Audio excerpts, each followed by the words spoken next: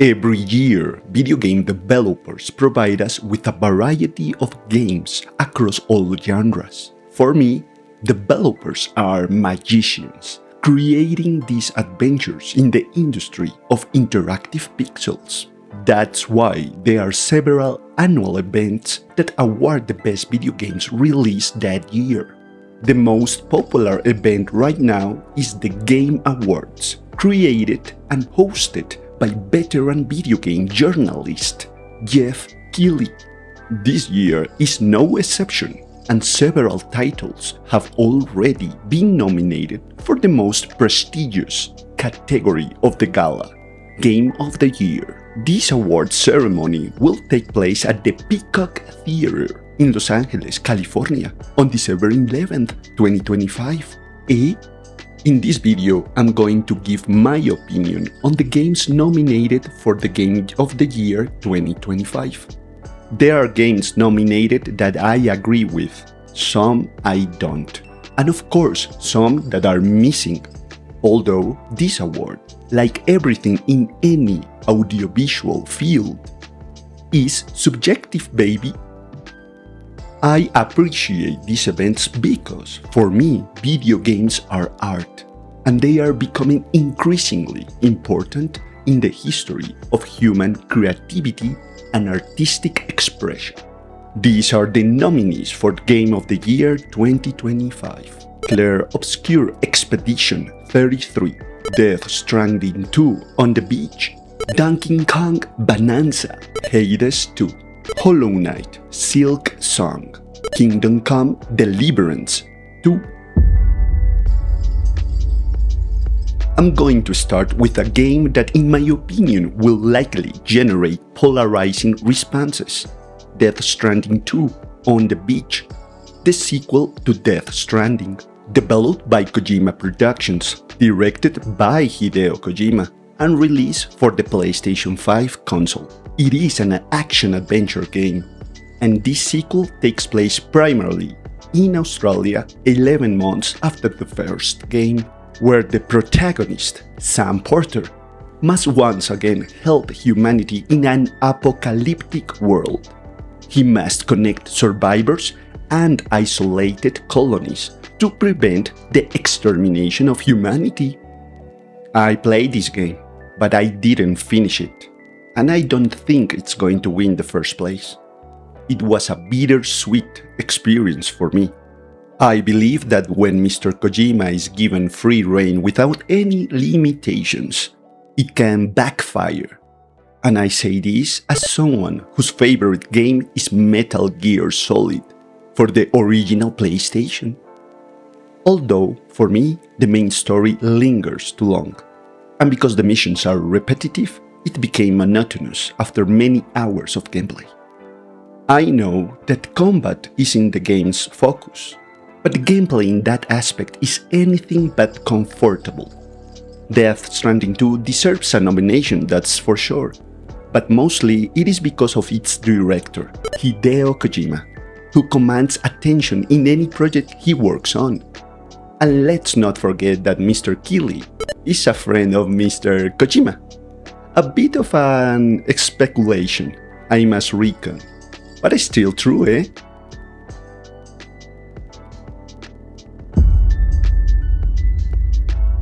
Donkey Kong Bonanza was a pleasant surprise, taking the place that had always been occupied by some Super Mario adventure in the first months of any new Nintendo console. This Donkey Kong game was developed by Nintendo EPD, the same studio that worked on the award-winning Super Mario Odyssey. Bonanza is a 3D platformer, released for the Nintendo Switch 2. Donkey Kong is the protagonist, accompanied by a singer named Pauline.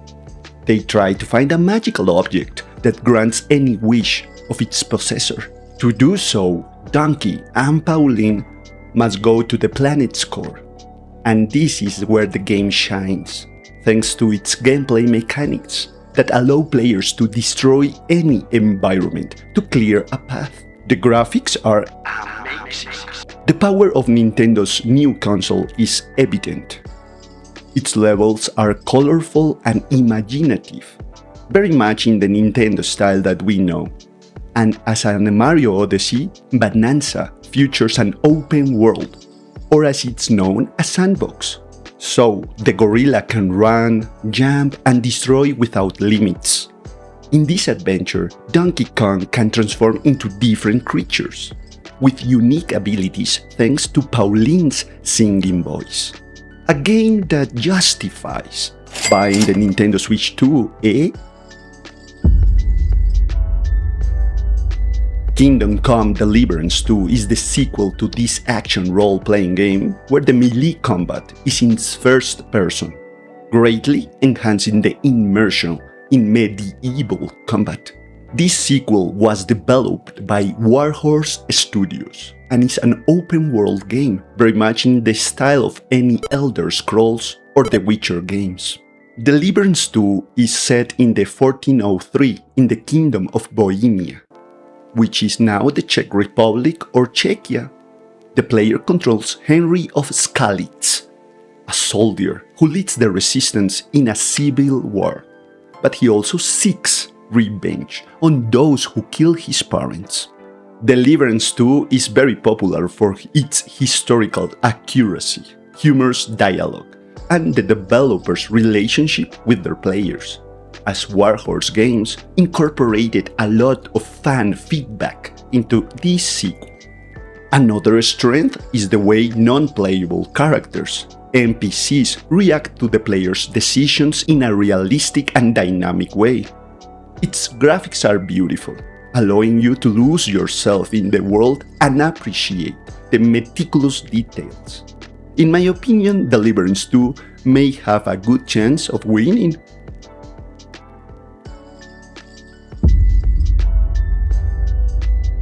Hades 2 is another sequel.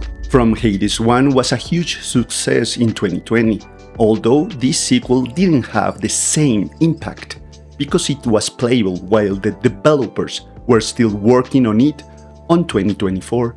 This diminished its impact on people when the game was finally completed by Supergiant Games, the developer. Hades 2 is an action RPG with rogue-like elements.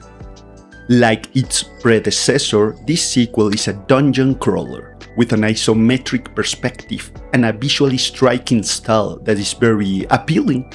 Hades 2 follows Melino, the princess of the underworld and sister of the protagonist of the first game. She wants to defeat the Titan of Time, Kronos, so she can return to the past and destroy the gods and mortals who imprison her and her family. I think that while Hades 2 is a great game, its early access release in May 2024 meant its impact wasn't as spectacular upon its official launch in 2025. And I believe that's why it doesn't stand a chance of being chosen as the best.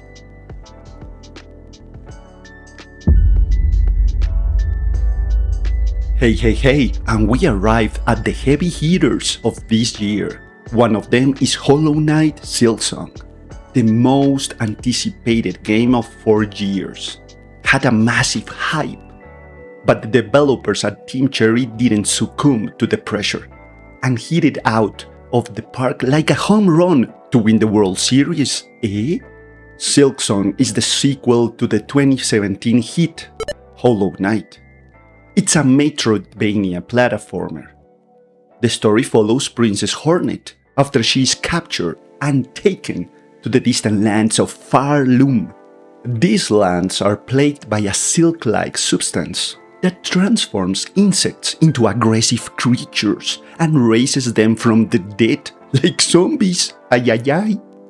She will fight, explore this realm, and complete quests, helping the god residents of this place to restore order to Farloom. Silksong is truly a fantastic game. There's no denying it. For me, it was a challenging but rewarding experience, as I overcame the difficult obstacles in my path. It is incredibly long, but full of details that allow you to get completely immersed in this world. Exploring and finding secrets, as well as improving Hornet's abilities, is very gratifying, baby. My only criticism is the inability to choose the difficulty level. I think if there was that choice, it would allow many people of varying skill levels to enjoy this masterpiece. One of my two candidates to win the grand prize this evening. Clair Obscur Expedition 33 was the most unexpected surprise of the year, a game created by a new studio, Sandfall Interactive, from France, a group of developers formerly employed by Ubisoft. The game is a role-playing game with turn-based battles, very much in the old style of the Final Fantasy, Dragon Quest, etc. It is set in a dark fantasy, inspired by the Belle Époque of late 19th century France. The game follows an expedition of volunteers who must stop and destroy the Painter, a being that causes humans to disappear at certain age, and that age is decreasing over time. During the game, you control a group and fight in turns. It also has some real-time components, the famous quick turn events, QTE baby. The graphic style is unique, but what truly captivates in Clair Obscur is the story, with a dialogue worthy of literature and narrative that challenges the player's morality and ethics. An RPG that combines everything in a sublime way. This is the favorite one to take home the award in the night.